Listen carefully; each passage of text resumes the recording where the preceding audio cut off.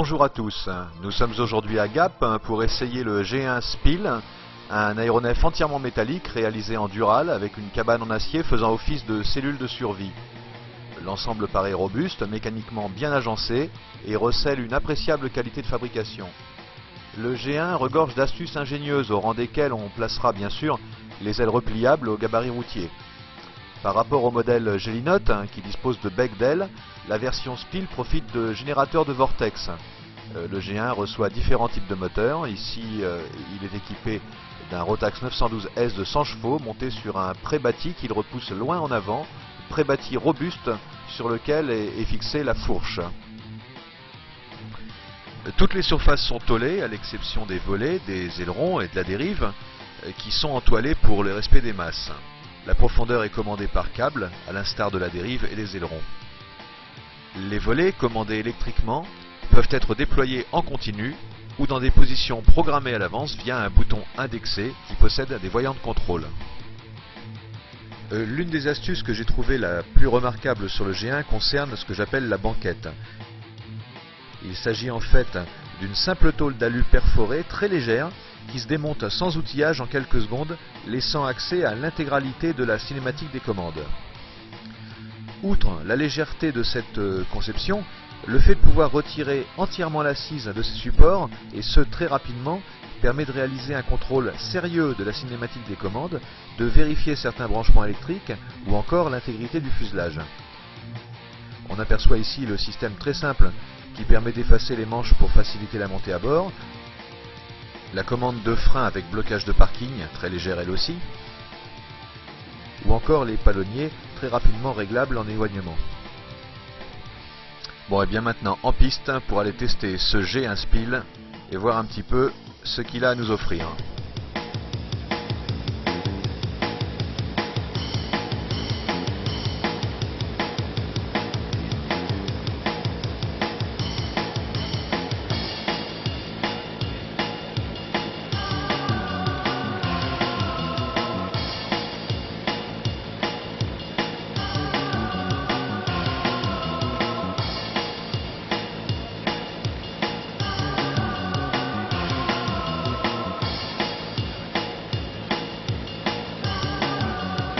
Je suis avec Paul Prudent, mon accompagnateur du jour, pour essayer le G1 de G1 Aviation. Français, entièrement métallique, qui reprend la forme des appareils Stoll, à l'instar des NR701 et autres Savannah. Une machine qui pourrait être rustique, mais qui ne l'est pas pour le coup, parce que le constructeur français a fait d'énormes efforts pour le rendre attractif au plan pratique. On a par exemple un coffre à l'arrière, dans lequel on peut poser pas mal d'objets, avec une option pour placer les skis ou tout autre matériel qu'on a besoin d'emmener, les clubs de golf ou autres. Donc ces tablettes-là, bien entendu, accessibles en vol. Une tablette à laquelle je reprocherais éventuellement de ne pas avoir de filet pour éviter en cas de soubresaut, comme ça peut arriver parfois, que les objets partent dans toute la machine. Au niveau des performances, bon bah là nous essayons une machine qui est faite pour voler en montagne, avec une hélice Spoon de chez Duc, tripale, une hélice qui tracte très fort, permet de bons taux de montée, qui en revanche n'octroie pas les meilleures performances en termes de vitesse, de croisière, de pointe.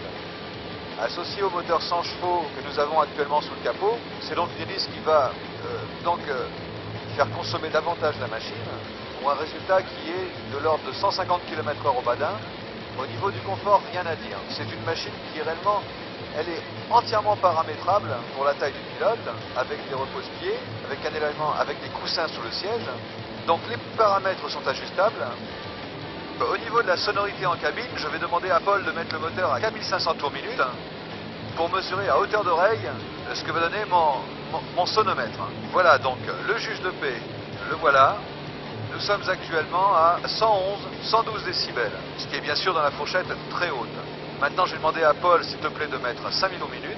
Visiblement moins de basse fréquence, moins de vibrations, volume sonore et le volume sonore en cabine a un petit peu baissé, puisque nous sommes à 111 décibels, ce qui est nettement plus acceptable. Donc nous sommes à 5000 tours.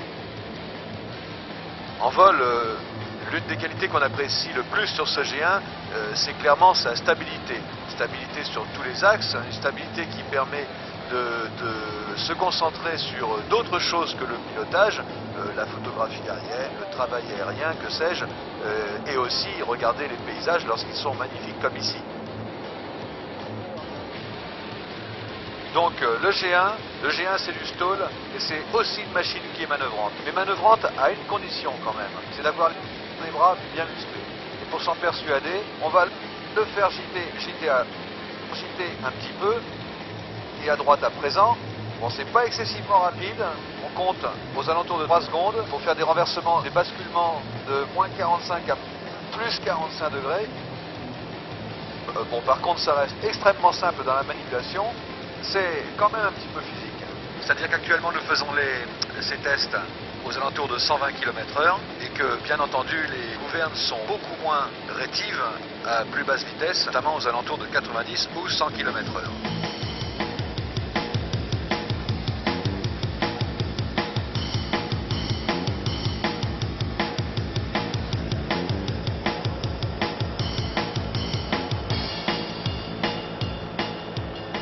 On va tester les basses vitesses et notamment le décrochage.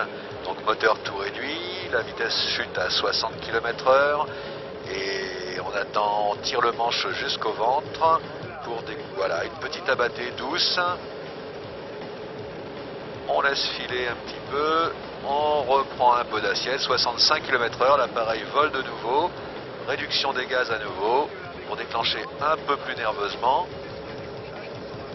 On tire, et voilà, la petite abattée, toujours symétrique, en douceur, aucun problème de ce côté.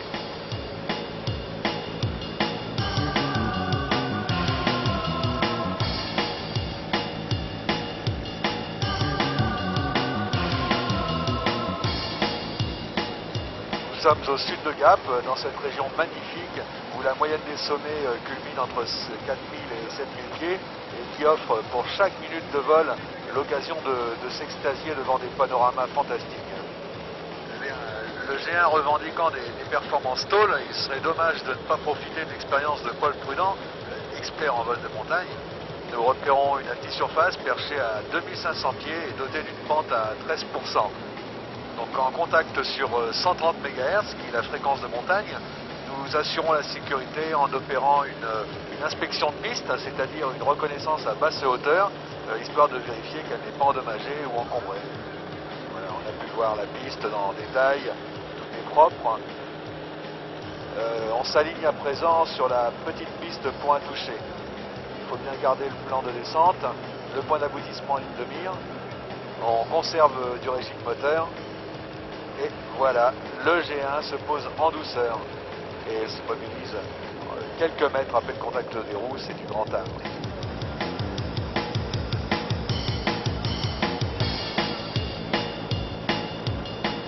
Nous survolons à présent la ferme solaire de Curbance dans les Alpes de Haute-Provence. Le plus grand parc européen de production d'électricité à base de panneaux photovoltaïques géré par une filiale du groupe Suez et qui se trouve sur le site du col de Blo à 1000 mètres d'altitude. Cette ferme répartie sur une centaine d'hectares accueille 145 000 panneaux solaires qui produisent 43 MW d'électricité. On est juste en droit de regretter que les panneaux aient été fabriqués en Chine, l'Europe ayant un besoin vital de contrats d'envergure comme celui-ci, et devant se contenter des efforts énormes que font les petites entreprises comme G1 Aviation, DTA, Imbert, Air Création ou Aéroservice Guépard pour se sortir de la honte dans laquelle certains dirigeants nous ont mis. Enfin, là n'est pas le propos. Bon, eh bien, nous voici de retour sur l'aérodrome de Gap, Tallard, en vente arrière rapprochée et en base rapprochée également pour effectuer un atterrissage court. Bon, comme on est un petit peu bas, on maintient un tout petit filet de gaz et on va se poser sur la piste en herbe, la 21 herbe gauche, avec un badin qui est maintenant à 70 km/h, 65 à présent. Donc on a mangé un tout petit bout de piste sur ce premier atterrissage, mais force est de reconnaître que le G1 est facile. Il faut juste faire un peu attention de bien tenir la profondeur au dernier moment à l'arrondi. Et voilà, le G1 est posé. Aucun problème pour l'atterrissage avec cet appareil. Mon bilan au terme de cet essai, il est très simple. Le G1 tient ses promesses, c'est un ULM stall, un vrai. Un défaut, la lourdeur des ailerons, de nombreuses qualités, notamment la stabilité, bien sûr les performances à basse vitesse, le roulage.